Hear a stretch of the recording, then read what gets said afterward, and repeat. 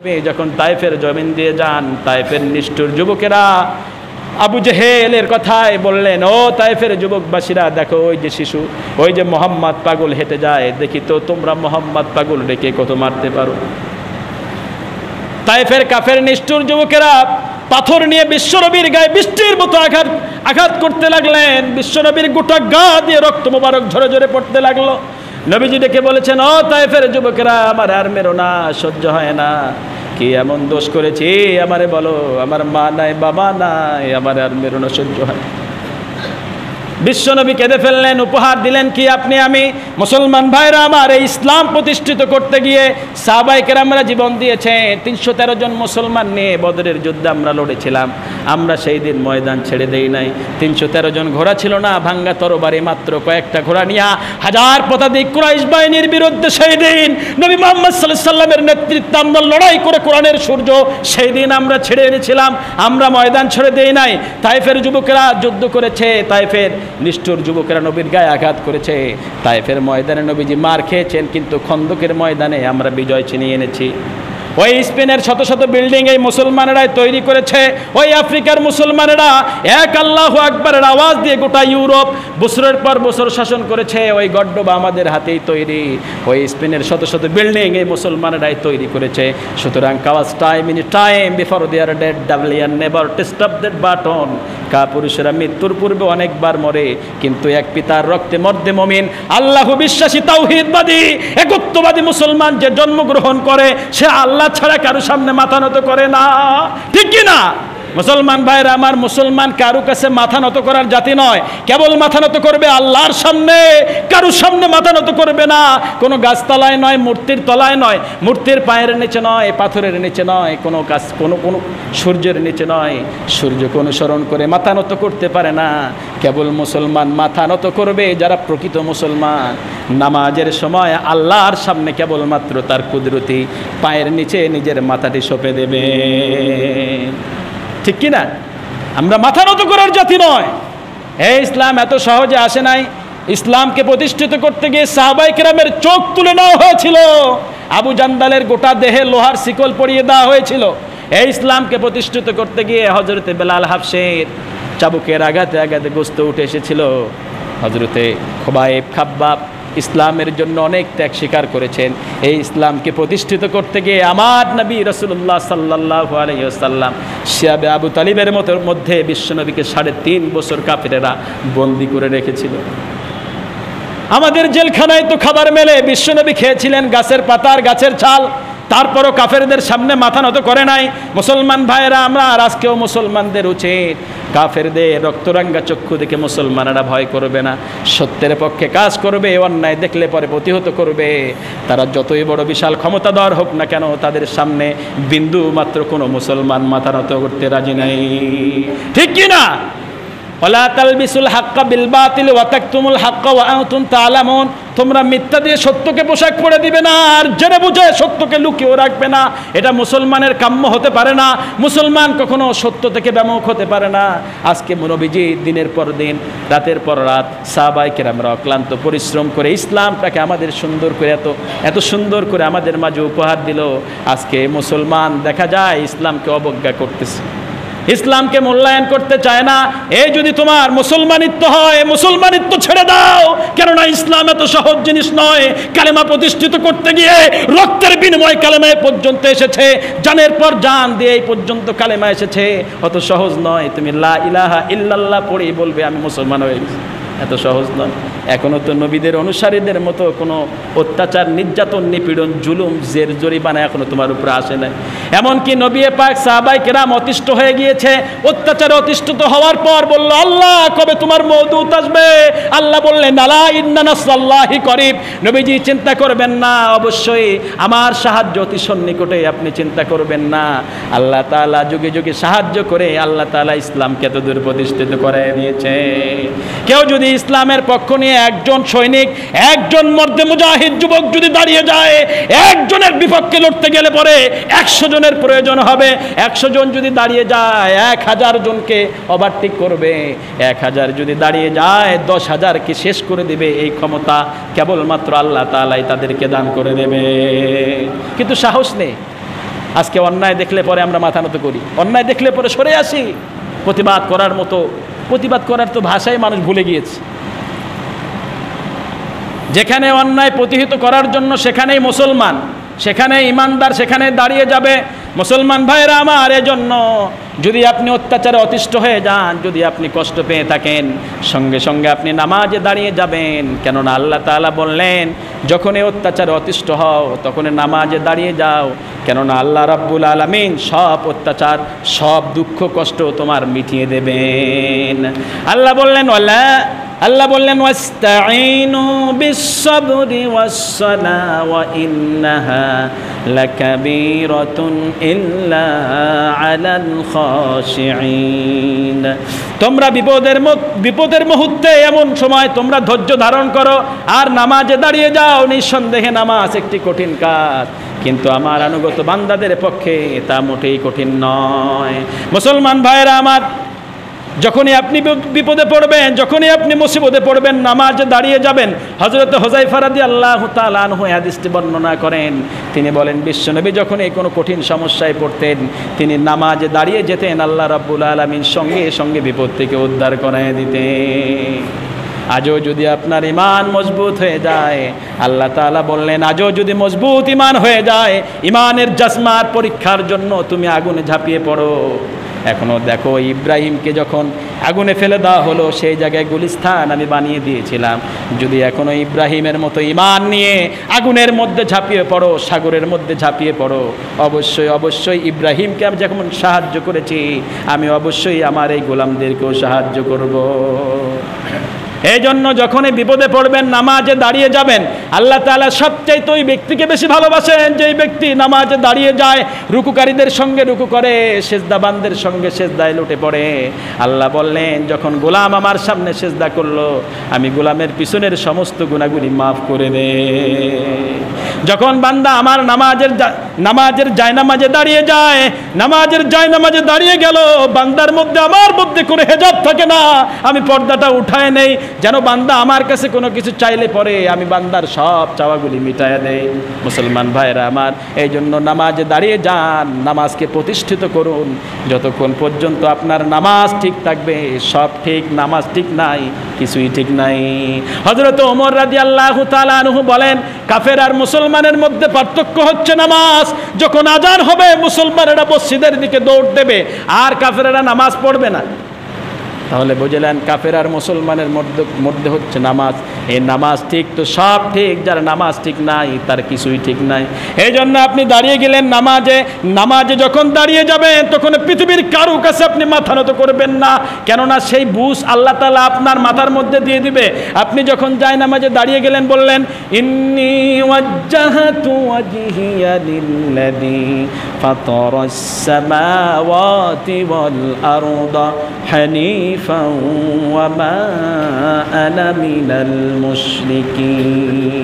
নিশ্চয়ই আমি আমার মুখমণ্ডল একনিষ্ঠভাবে তার দিকেই ফিরিয়ে দিলাম, যিনি আকাশ এবং জমিনের মালিক, আকাশ এবং জমিন সৃষ্টি করেছেন, আর আমি শিরককারীদের সঙ্গে অন্তর্ভুক্ত নয়। এই কথা আপনি ওয়াদা করলেন। তারপরে আমরা নামাজে দাঁড়িয়ে গিয়ে বললাম, সুবহানাকা আল্লাহুম্মা ওয়া বিহামদিকা ওয়া তাবারাকা ইসমুকা ওয়া তাআলা জাদ্দুকা ওয়া লা ইলাহা গায়রুক। পবিত্রতা আপনার হে আল্লাহ, প্রশংসা সমূহ আপনার, আর আপনার নাম সমূহ বরকতময় এবং আপনার গৌরব অতি উচ্চ, এবং আপনি নিজেও মহান। ও রব, তুমি মহান। এই কথা আমরা আল্লাহর সামনে বললাম। রুকুতে গিয়ে দোয়া পড়লাম, সুবহানা রাব্বিয়াল আযীম, পবিত্রতা আমার প্রভুর যিনি সর্বশ্রেষ্ঠ। দাঁড়িয়ে গেলাম, সামি আল্লাহু লিমান হামিদা, রব্বানা লাকাল হাম। আল্লাহ বললেন, সামি আল্লাহু লিমান হামিদা। যখন বললি আমি আল্লাহ তোরে বলতেছি শোন, এর অর্থ আল্লাহ বলতেছেন, তুই যখন আমারে ডাকবি আমি তোর ডাকে সাড়া দেব। বললাম, রব্বানা লাকাল হাম, হে আমাদের প্রভু, আমরা কেবলমাত্র আপনারই ইবাদত করি। সেজদায় গিয়ে বললাম, সুবহানা রাব্বিয়াল আ'লা। যখন বললাম পবিত্রতা আমার প্রভুর, যিনি মহান, যিনি অতিশয় মহান। এই কথাগুলি আমরা বর্ণনা করলাম। সুতরাং নামাজ আদায় করুন, যার নামাজ ঠিক তার সব ঠিক, নামাজ ঠিক নাই কিছুই ঠিক নাই। আল্লাহ রাব্বুল আলামিন বলেন, বান্দা যদি আমার দিকে এক বিঘত এগিয়ে আসে, আমি বান্দার দিকে এক হাত সম পরিমাণ এগিয়ে যাই, বান্দা যদি আমার দিকে এক হাত সম পরিমাণ এগিয়ে আসে আমি বান্দার দিকে 2 হাত সম পরিমাণ এগিয়ে যাই, বান্দা যদি আমার দিকে হেঁটে আসে আমি আল্লাহ বান্দার দিকে দৌড়ায় যাই।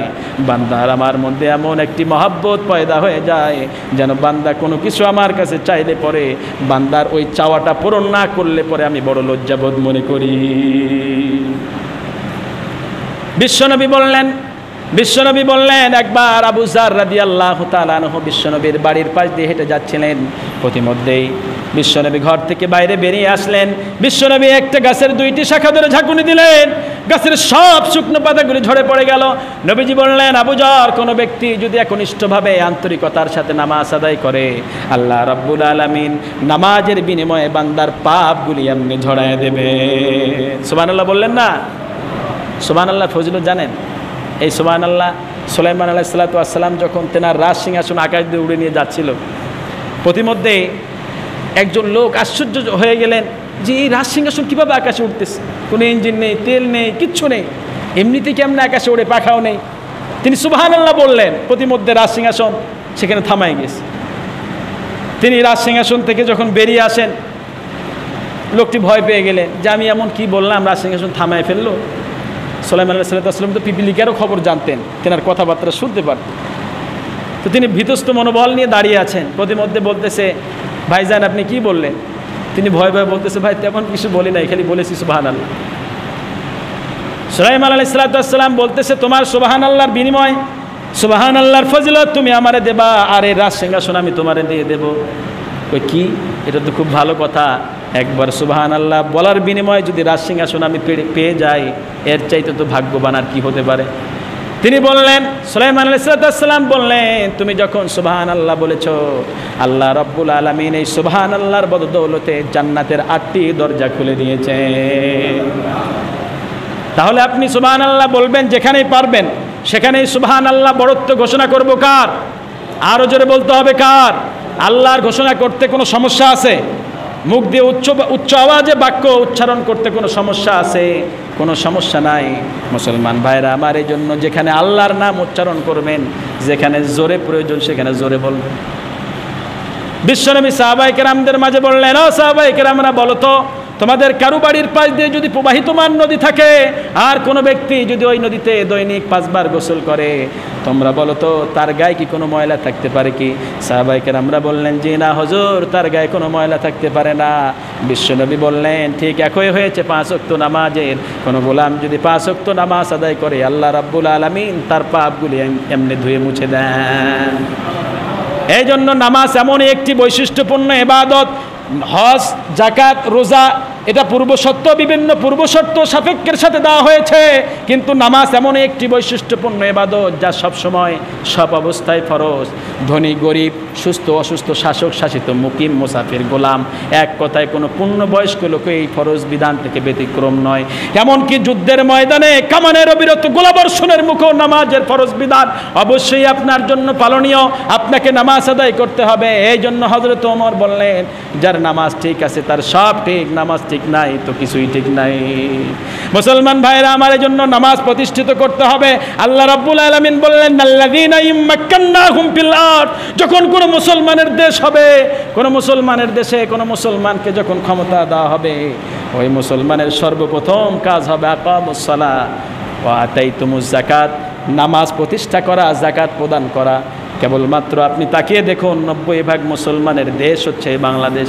এখন যিনি ক্ষমতায় আছেন, এর আগেও যিনি ক্ষমতায় ছিলেন, এরশাদ বাজি কিংবা ফখরুদ্দিন বাজি যারাই ছিল, এখনো পর্যন্ত মুসলমানের দেশে নামাজ কায়েম করার প্রচেষ্টা একটিবারও চালান নাই। যতদিন পর্যন্ত নামাজ কায়েম করার প্রচেষ্টা না চালাবে, আপনি অন্তর থেকে মুসলমানের শাসক বলে মানতে পারবেন না। বাঙালি জাতির শাসক, মুসলমানের শাসক হবে সে যে শাসন পাওয়ার পর, গদি পাওয়ার পর সমাজে নামাজ কায়েম করবে। ঠিক কি না? এগুলি কথা আমার না কোরআনের? আপনারা মনক্ষুণ্ণ হচ্ছেন? শেষ করে দেব। সুতরাং ভাইজান আমার, নামাজ চালিয়ে যাবেন, নামাজ পড়তে হবে। নামাজ ঠিক তো সব ঠিক, যখন আপনি নামাজ পড়বেন আপনার উপরে রহমতের ফেরেশতারা গার্ড দিবে, নামাজ থেকে বেমুখ হয়ে যাবেন, জীবিকার তল্লাশে চলে যাবেন, জীবিকার সন্ধানে বের হয়ে পড়বেন, আল্লাহ তাআলা আপনার উপর থেকে জিম্মাদারি উঠায় নেবে। নাউজুবিল্লাহ বলেন। আল্লাহর জিম্মাদারি যদি উঠায় যায় তাহলে আপনার রোজগার কামাই হবে সব কুকুর শুকুরের মতো, যা খাবেন সব কিছু হারাম, ঠিক কি না? আল্লাহর রহমত বর্ষিত হতে হবে। ধন সম্পদ দিয়ে সুখ আসে না, সুখ তো আল্লাহ প্রদত্ত, সুখ তো আল্লাহর কাছ থেকেই ফয়সালা হয়। খায়রিহি ওয়া শাররিহি মিনাল্লাহি তাআলা। ভালো মন্দ আসবে তোমার রবের পক্ষ থেকে, তুমি ভালো মন্দর ফয়সালা করতে যাবা, বিপদে পড়ে যাবা। আল্লাহ রাব্বুল আলামিন বলেন, মানুষকে আমি সৃষ্টি করেছি, তার রিজিক আমি মেপে রেখে দিয়েছি, তার রিজিকের সব কিছু আমি আল্লাহ তাআলা তার পিছনে লাগিয়ে দিয়েছি। যখন মানুষ আমার নিয়ামতের শুকর আদায় করে না, আমার রিজিকে সন্তুষ্ট হয় না, তখন আমি রিজিকটা এমনি ছটায় দেই, ছিটায় দেই, যাতে করে বান্দা কুকুরের মতো হাঁপাইতে হাঁপাইতে দৌড় দিয়ে রিজিকের তালাশ করে। সুতরাং আপনি রিজিকের চিন্তা করবেন কেন? রিজিকের ফয়সালা তো উপর থেকেই আসবে। আপনি যখন নিজ জিম্মাদারি রিজিকের তালাশ করবেন, তখন দেখবেন আপনার টেনশন আর প্রেশানি আপনারা সুখে রাখতে দেবে না, অসম্ভব। এই জন্য নামাজ পড়ুন, নামাজের মধ্যে সব শান্তি। মুসলমান ভাইরা আমার, নবীজির মায়ের পরের মা যিনি ছিলেন বারাকা রাদিয়াল্লাহু তাআলা আনহা, স্মরণ আছে তো? বারাকা রাদিয়াল্লাহু তাআলা আনহা কাফেরদের অত্যাচারে কালেমার দাওয়াত বিশ্বনবী দিচ্ছেন দাঁড়ে দাঁড়ে। আবু জেহেল সহ্য করতে পারল না, আবু জেহেল নবীজির উপর অত্যাচার চালায় দিল। অত্যাচার চালাইলো মক্কার দুষ্টু কাফেরেরা। অত্যাচারে অতিষ্ঠ হয়ে বিশ্বনবী হিজরতের উদ্দেশ্যে রওনা হয়ে গেলেন মদিনার উদ্দেশ্যে। এমন তো অবস্থায় বারাকা রাদিয়াল্লাহু তাআলা আনহাকে বিশ্বনবীর ঘর বাড়ি সামাল দেওয়ার জন্য রেখে যাওয়া হলো। বিশ্বনবী যখন সাহাবায়ে কেরামদেরকে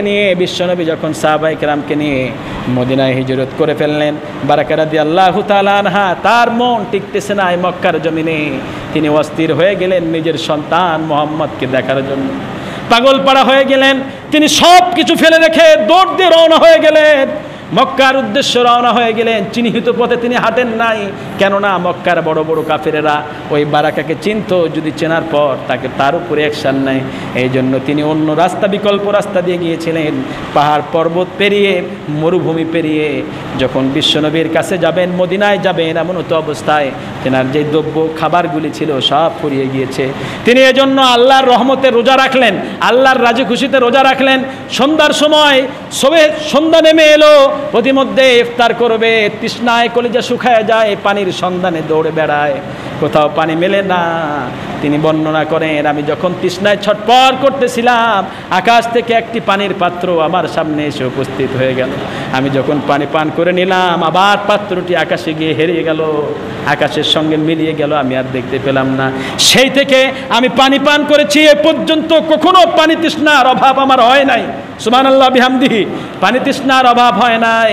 যখন দীর্ঘ কয়েক মাস কয়েকদিন হেঁটে যাওয়ার পর মদিনায় পৌঁছে গেল, মদিনায় ঢুকবে এমন তো অবস্থায় কয়েকজন লোক বিশ্বনবীর কাছে দৌড় দিয়ে গেলেন, গিয়ে বললেন, নবীজি একজন বিদ্যালোক লাঠির উপরে ভর করে দেখতেছি আমরা হেঁটে আসতেছে, কে যেন মক্কা থেকে রওনা হয়ে গিয়েছে মদিনার পথে।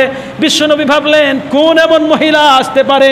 নবীজি দৌড় দিয়ে মদিনার প্রবেশের পথের দরজায় এসে দাঁড়িয়ে গেলেন। আস্তে আস্তে তাকিয়ে দেখে যিনি মদিনায় হিজরত করেছেন তিনি আর কেউ নয়, নবীজির মায়ের পরের মা বারাকা রাদিয়াল্লাহু তাআলা আনহা। নবীজি দেখে কেঁদে ফেললেন। কাদার পর বিশ্বনবীর দু চোখ দিয়ে পানি বেয়ে পড়ল। মা বারাকা রাদিয়াল্লাহু তাআলা আনহার চোখ থেকে ধুলাবালিগুলি সরিয়ে দিলেন এবং মায়ের কপালে চুমু খেলেন। দেখলেন নবীজির মায়ের পা ফুলিয়ে গিয়েছে, পায়ের তলায় ফোঁসা পড়েছে। এমন তো অবস্থায় নবীজি নিজের মায়ের পা টিপে দিলেন এবং বললেন, মা অবশ্যই অবশ্যই আল্লাহ রব্বুল আলামিন আপনার জন্য জান্নাতের বরাদ্দ করে দিয়েছে। বারাকা রাদিয়াল্লাহু তাআলা আনহাকে বললেন, উপস্থিত সাহাবায়ে কেরামরা শোনো, আনসার এবং মুহাজিরেরা শোনো, আমার এই মা হচ্ছে সেই মা, আমার মায়ের পরের মা। মায়ের ভালোবাসা আমার কিসমতে জোটে নাই, দাদার ভালোবাসা জোটে নাই। যিনি আমাকে নিজের প্রাণের চাইতেও বেশি ভালোবেসেছেন তিনি হচ্ছেন আমার এই মা বারাকা রাদিয়াল্লাহু তাআলা আনহা। আজ থেকে আমরা অনেকবার শুনেছি নবীজির দুধমা হালিমা সাদিয়ার কথা, কিন্তু বারাকার কথা আমি শুনি না। এখন আপনারা শুনছেন কিনা? যখন ইতিহাস ঘেটে দেখলাম তখন দেখতেছি ইনি তো হবেন সমাজের আইডল, সর্বপ্রথম থাকবেন ইনি, তারপরে হবেন দুধমা হালিমা সাদিয়া। কিন্তু নবীজি দুধ পান করেছেন দুধমা হালিমা সাদিয়া, তিনি মায়ের মর্যাদাও প্রতিষ্ঠিত করেছেন, নারীর মর্যাদাও দুনিয়ার জমিনে প্রতিষ্ঠিত করেছেন। আজকে দেখা যায় কিছু নারী আছে তাদেরকে নাকি ইসলাম ঠকিয়েছে বলে।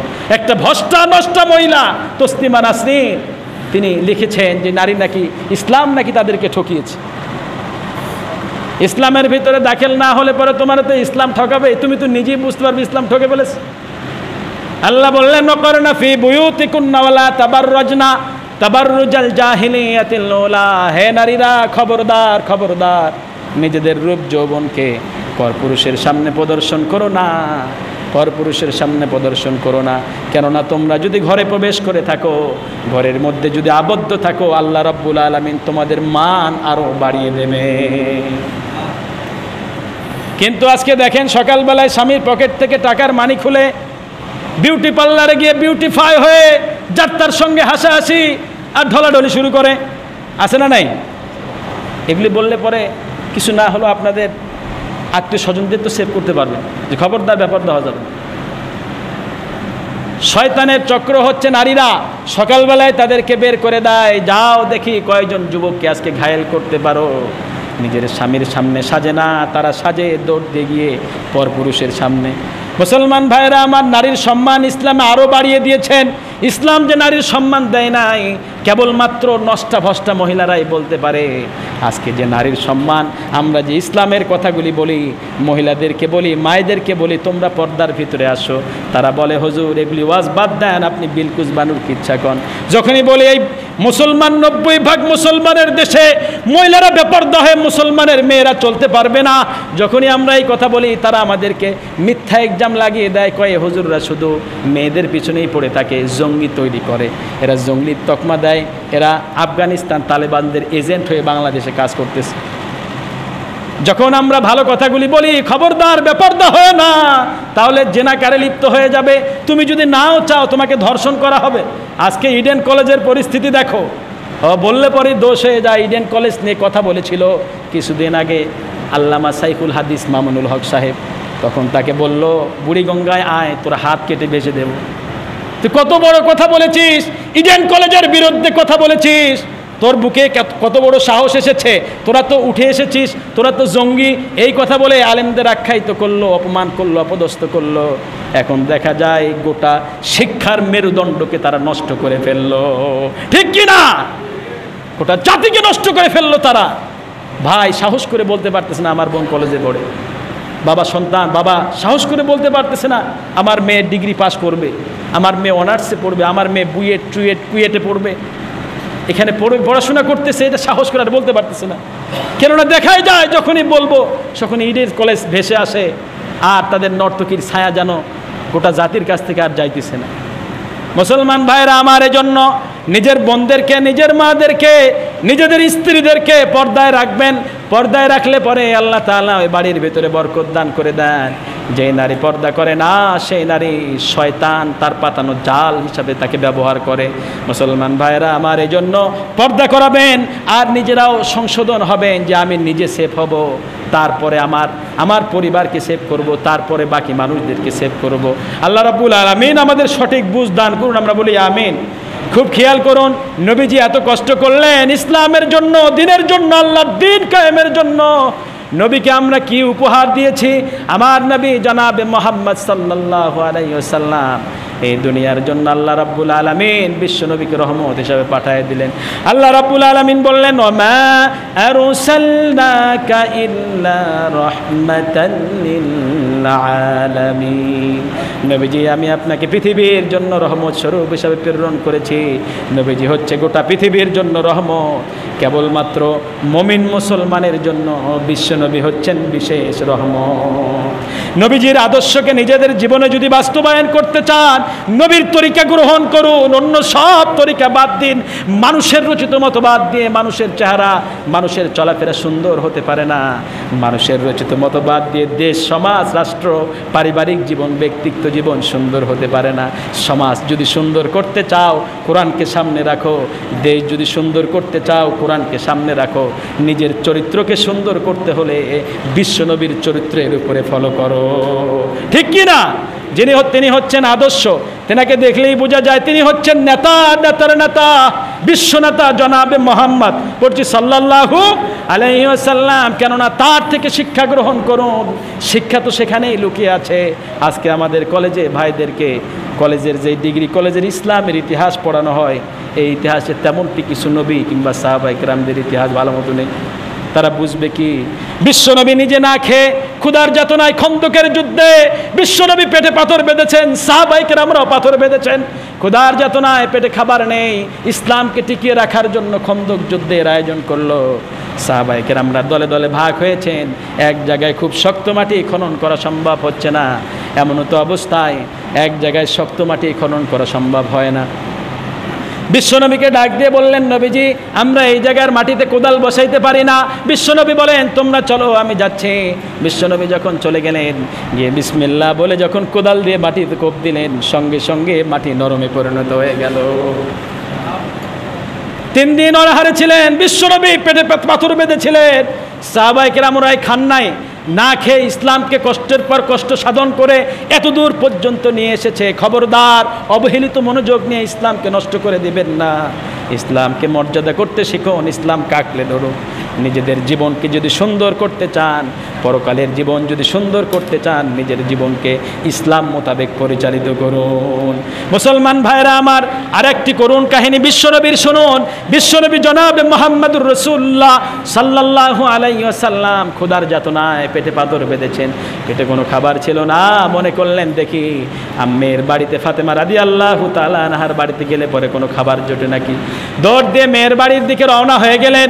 যাবার পরে দেখে মেয়ে ফাতেমা চুলার উপরে পাতিল তুলে দিয়েছেন, পাতিলের উপরে পানি গরম করতেছেন। এমন তো অবস্থায় হাসান এবং হোসাইন দুইজন মার জামা টেনে ধরে বলে, মা আজকে তো সকাল থেকে নিয়ে সন্ধ্যা গড়িয়ে আসলো, এখনো পর্যন্ত তোমার খাবার হয় না। অন্য দিন তো খাবার রান্না করতে এত সময় নাও না, আজকে দেখি এত সময় লাগতেছে কেন মা? মা খাবার কোন সময় দেবা? ক্ষুধার যাতনায় যার সহ্য করতে পারি না, একটু খাবার দাও মা, আর সহ্য হয় না। কোথায় নবীজি মেয়ের বাড়িতে একটু খাবারের সন্ধানে রওনা হয়েছেন। গিয়ে যখন এই করুণ দৃশ্য দেখলেন, তিনি আর নিজেকে ধরে রাখতে পারলেন না, দৌড় দিয়ে কাজের সন্ধানে বেরিয়ে পড়লেন। যাইতে দেখে একজন ব্রাহ্মণ কূপ থেকে পানি তুলতেছে। বিশ্বনবী বললেন, ও ব্রাহ্মণ, তোমার কূপ থেকে পানি ওঠানোর জন্য কোনো কাজের লোক প্রয়োজন কিনা? ব্রাহ্মণ বললেন, হ্যাঁ অবশ্যই প্রয়োজন, একজন কাজের লোক প্রয়োজন। 1 বালতি পানি তুলে দিলে পরে আমি 3টি করে খেজুর দেব, এই 3টি করে খেজুর দেব। বিশ্বনবী বললেন, ও ব্রাহ্মণ, তোমার পানি তুলে যাওয়ার জন্য আমি যদি মোহাম্মদ তৈয়ার হয়ে যাই, তুমি কি আমার এই কাজে নেবা? ব্রাহ্মণ বললেন, হ্যাঁ অবশ্যই নেব। বিশ্বনবী পানি তুললেন। 1 বালতি তোলার পর ব্রাহ্মণ 3টি খেজুর দিলেন। খেজুর খাওয়ার পর বিশ্বনবী নিজের শরীরের শক্তি সঞ্চারিত করে ফেললেন, পেট থেকে পাথর খুলে ছুঁড়ে ফেললেন। তারপরে এক এক করে 7 বালতি বিশ্বনবী পানি তুললেন।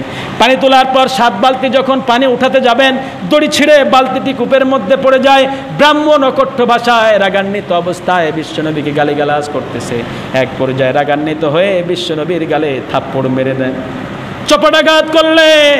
বিশ্বনবী এর কোনো প্রতিবাদ করলেন না, বরং বিশ্বনবী বিসমিল্লাহ বলে যখন কূপের মধ্যে হাত দেন, কূপের বালতিটি বিশ্বনবীর হাতে এসে ধরা পড়ে যায়।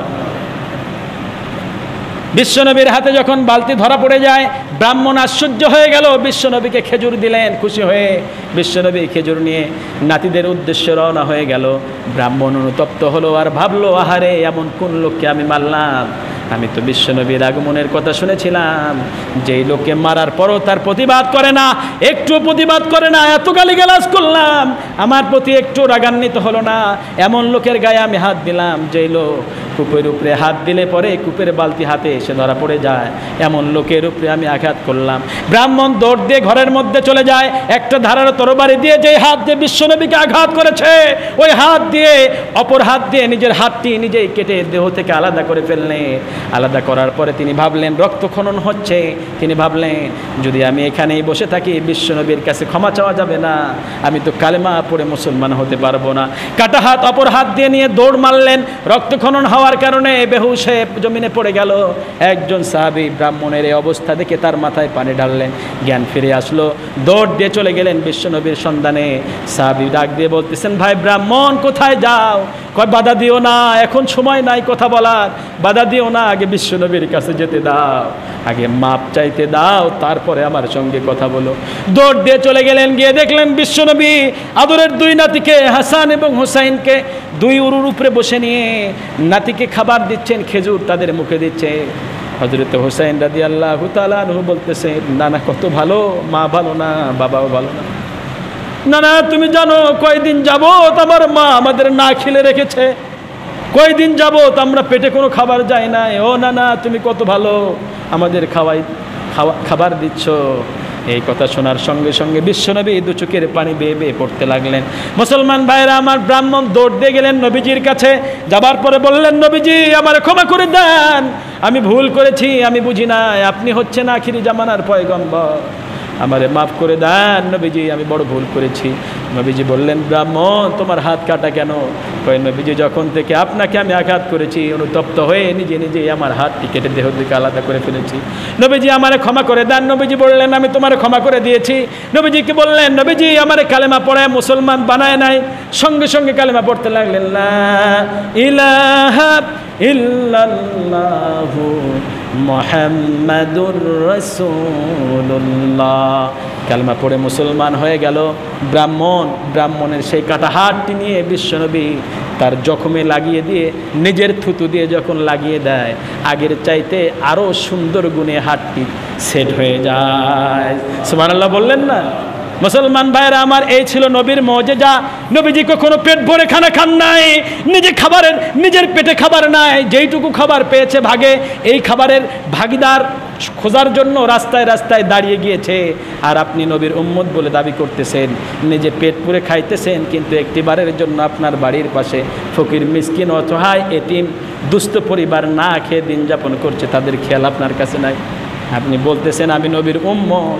এই যদি নবীর উম্মত হও, এই চরিত্র চেঞ্জ করে দাও, নবীর চরিত্র গ্রহণ করো, ঠিক কি না? আল্লাহ তাআলা আমাদের সকলকে নবীর প্রতি ভালোবাসার মহব্বত আরও বাড়ায় দেয়। আমরা বলি আমিন। আল্লাহ যেন ইসলামের পথে আমাদেরকে দাখিল করেন, আমরা বলি আমিন।